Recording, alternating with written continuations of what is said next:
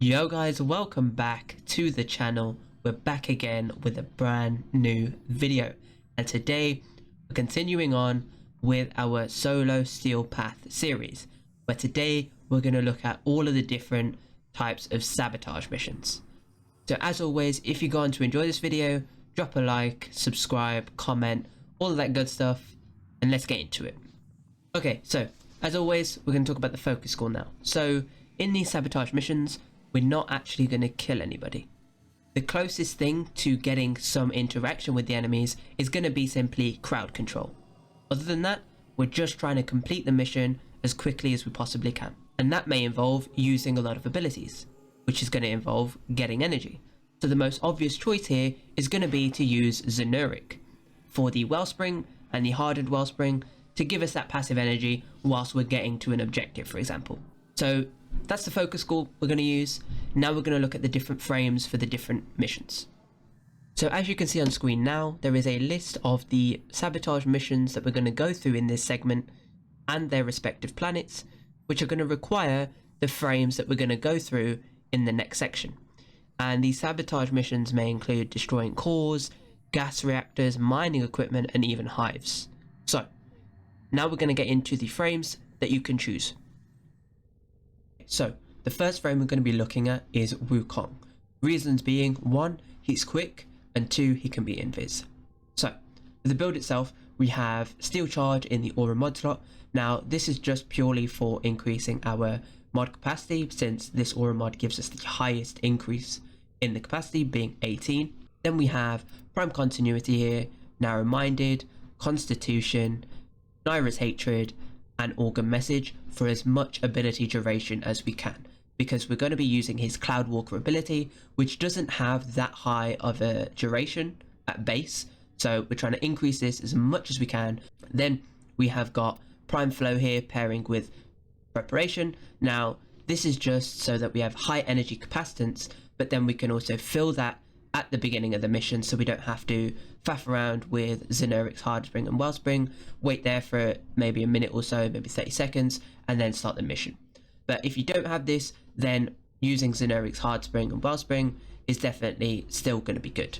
And then finally, we have Streamline for a bit of efficiency, so we can keep casting our second ability throughout the mission. In terms of arcanes, I will be running Guardian and Aegis. However, you shouldn't really need this because you're going to be in Cloud Walker state for most of the mission, unless you have to break silos, gas reactors, etc, etc. But even then, you do have your passive ability, which grants you 3 life-saving abilities in the mission. That's the build we're going to be using. Now we're going to move on to our second frame. So our second frame of choice is going to be Nezha Prime.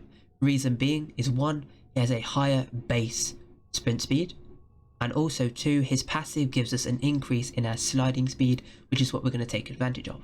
So first of all, in the Aura slot, we have sprint speed, or sprint boost should I say, which gives us an increase in our sprint speed. Then adding on top of this, we're going to be using Rush, Armored Agility, and Amar's Anguish to give us a total of 2.1 in sprint speed, which is very speedy. Then we have Umbral Intensify, Augur Secrets, and Transient Fortitude to increase our strength and increase the percentage of damage that our Warding Halo is going to tank, but also how much health our Warding Halo has. Then we have Fleeting Expertise, because although we're going to be quite fast, so we won't have to cast our Warding Halo quite a lot, we may get stuck on a box or on an enemy or something, which literally makes us so vulnerable and we get lit up, but we shouldn't need it too much. And then we also have Vitality, again for the same reason. If we get stuck on something and our Warding Halo goes completely, maybe we don't have any energy and we're literally just getting peppered, we do have a high amount of health to be able to tank a decent bit of the damage. But also, although our Warding Halo is going to tank quite a lot, there is a short percentage which it won't, and seeing as it's Steel Path, they do a lot of damage, a small percentage can still be a lot. In terms of arcanes, again I have got Guardian and Barrier on here.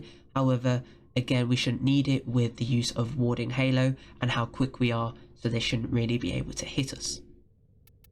But that's the build for Nezha. Now we're going to move on to the final frame. Okay, so our third and final frame of choice is going to be Volt Prime. Now, Reason being is because he has a second ability which increases his speed. So for the build itself, we've got Deadeye in the Aura mod. Now you don't need to have this is just to increase energy mod capacity. Then we have Rush and Amar's Anguish for increased sprint speed to give us a 1.45 sprint speed. Then we have Umbral Intensify, Transient Fortitude and Umbral Vitality for increased strength.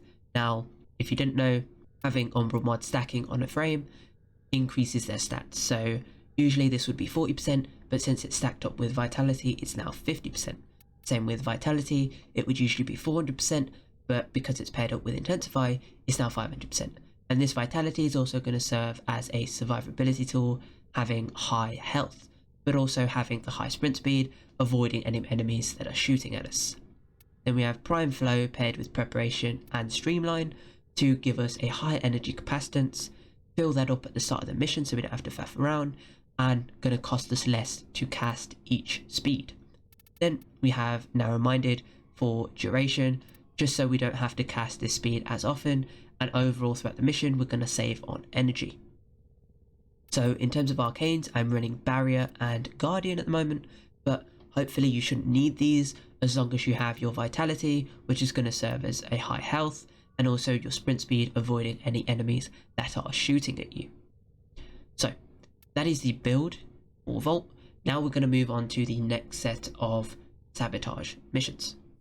Okay, so the next types of Sabotage mission are a little bit different because they require an element of defense. So as you can see again, there is a list of the different types of Sabotage missions that you will be able to use the subsequent frames for. Now let's get into those frames.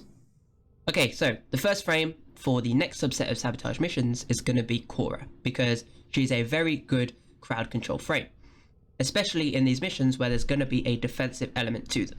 So for the build itself, we have Physique in the Aura mod slot. This is going to contribute to increased mod capacity as well as giving us extra health, which is going to be nice when it comes to survivability.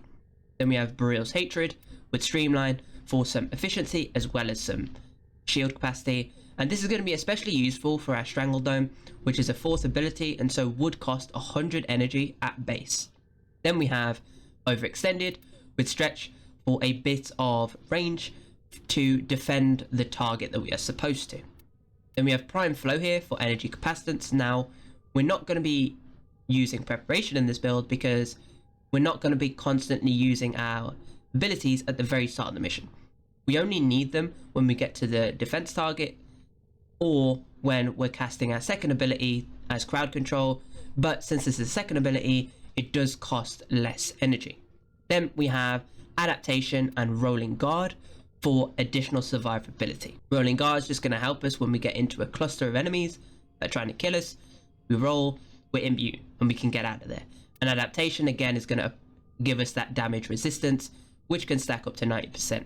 And then we also have Prime Continuity here for a bit of ability duration, so that we don't have to cast our Strangle Dome as much, and hence we save energy in the long run. That is the build that we're running.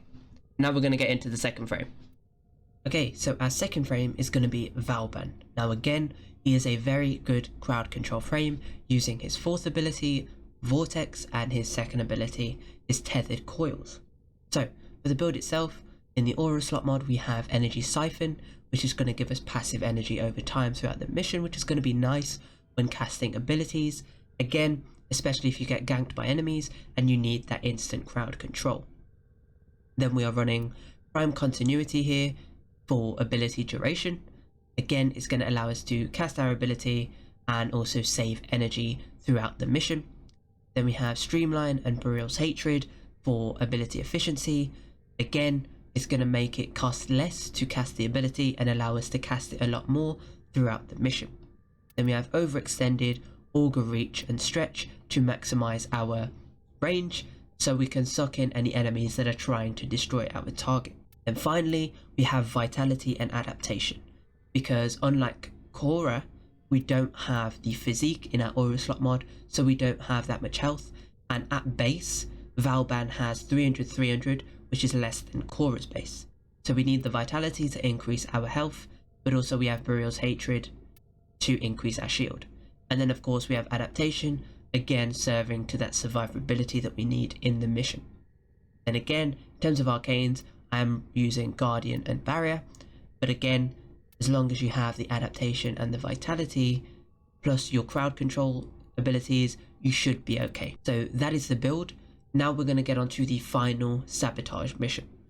Okay, so the final sabotage mission type is actually part of a defense again, however, it is on Earth and it actually requires you to defend an entire injector opposed to a smaller console. So now we're going to talk about the frame we're going to be using in this mission. Okay, so the final frame we're going to talk about for this Earth defense or sabotage is Limbo Prime. And that's because he's a very good defender frame, especially at defending larger things like the injector in this mission. And that is because of his fourth ability Cataclysm and also his second ability Stasis. First of all, we have Energy Siphon in the Aura mod slot, and this is going to allow us to have that passive energy throughout the mission. Then we have Prime Continuity with Constitution and Augur Message for increased duration. And again, that's going to allow us to cast this ability less throughout the mission and so save energy. Then we have Augur Reach and Overextended for ability range. Now the reason we don't have that much compared to Vauban and Khora, for example, is because his base range for Cataclysm is a lot larger than both Khora and Vauban's, which is what makes him such a good defender at larger things. Then we have Streamline for a bit of efficiency. Again, it's going to make the abilities that we use cost a little less. We have Prime Flow for increased capacitance, and again, the reason we don't need preparation is because we only need his fourth and second ability on the defense target, and we do not need it for crowd control when we're getting to that, and I'll explain that in a second. Then we have Vitality here for a bit of health, because again, similar to Vauban, he has 300 base health and shield, so he's very squidgy, and in Steel Path he can die quite easily. Now in terms of arcanes, you definitely shouldn't need any arcane at all, although I am running Guardian and Barrier, and that is because of his ability to be able to go into his void dimension, where he's literally immune to everything. Damage, melee attacks, projectiles, status, anything. So if you go into that void mode all the way to the target and then activate your abilities, you should have no problems at staying alive. So that is the build. Now we're going to look at some gameplay for these. Each enemy is more powerful than before. Only with true mastery of the Ten of Arsenal will you succeed. The reactor is in contact exact location. Search the map thoroughly to show the added risk. The reactor is going into stasis. Now is your chance to complete this sabotage. Use whatever you can to make sure it never works again. Cooling cell extractor. Fuel cell inserted. When the reactor is restarted, beware Ten is the reactor.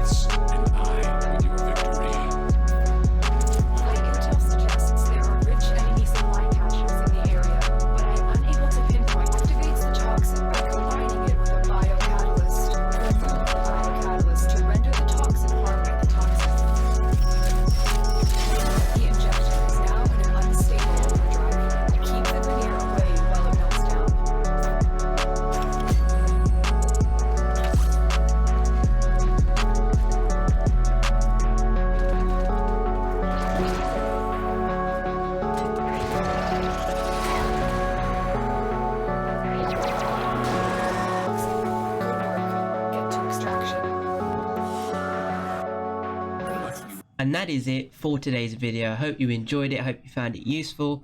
If you did, remember to drop a like, subscribe to the channel. If you have any video ideas or anything you want me to do guides on, drop those in the comments down below. Hope you all have a great day, and I'll see you in my next video. Peace.